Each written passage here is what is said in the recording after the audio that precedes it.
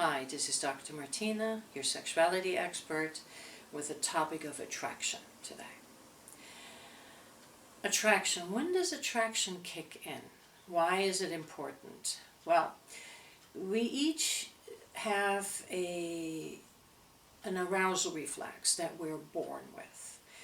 And that reflex is basically something, it's what we can call a switch. And when that thing is turned on, your arousal has kicked in and you're on your way of being sexually attracted to whatever is happening in front of you. So that arousal reflex cannot be triggered by will, which is actually a good thing.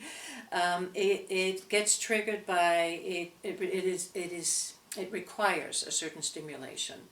It can either be a certain sound, something that you see, something that you smell, or of course a touch that triggers that arousal reflex. And whatever it is that triggers it for you, that is your attraction code. So we all have developed our own code, which is a good thing because otherwise we'd be running after the same person. So let me give you a little rundown on what attraction codes actually are.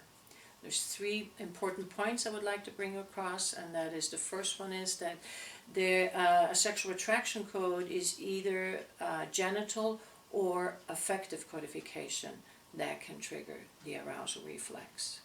And what I mean by that, an affective or an attraction code on an affective level actually relates to the characteristics of the upper part of the body, of the emotion. And it is based on emotional needs that make the other person attractive, that makes us drawn to them, and that triggers our arousal reflex.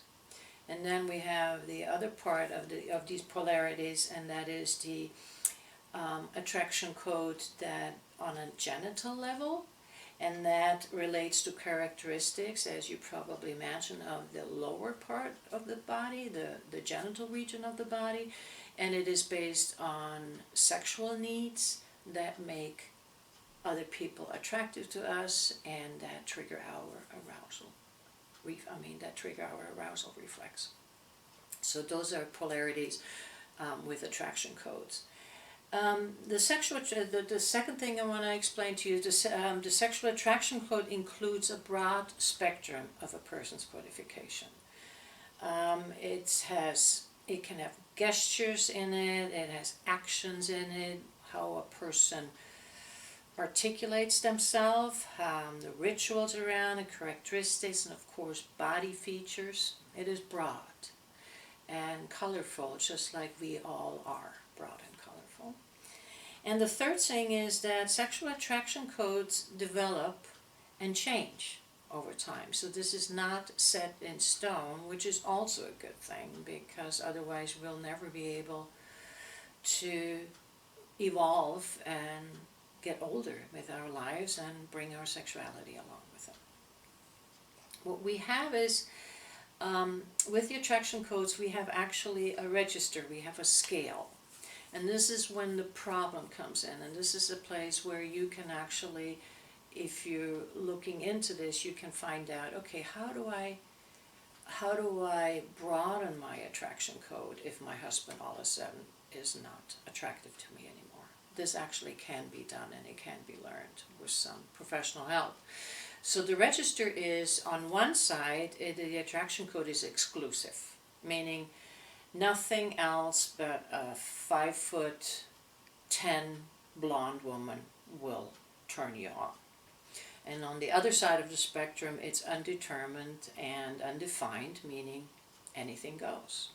And then if we're going to bring the scale in a little bit on the left-hand side from exclusive, maybe you're not quite that harsh with or that quite limited. Maybe you are just, instead of exclusive, maybe you're just a little restricted, a little limited and a little restricted. And on the other side, maybe you're not that free-loving, but you have a wide attraction code or a varied attraction code.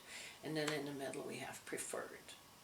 So it is really good if you find out where on the scale are you, because as I said, the attraction codes change, And if you get stuck in an exclusive attraction code like people with fetishes do, they can only get turned on with high heels.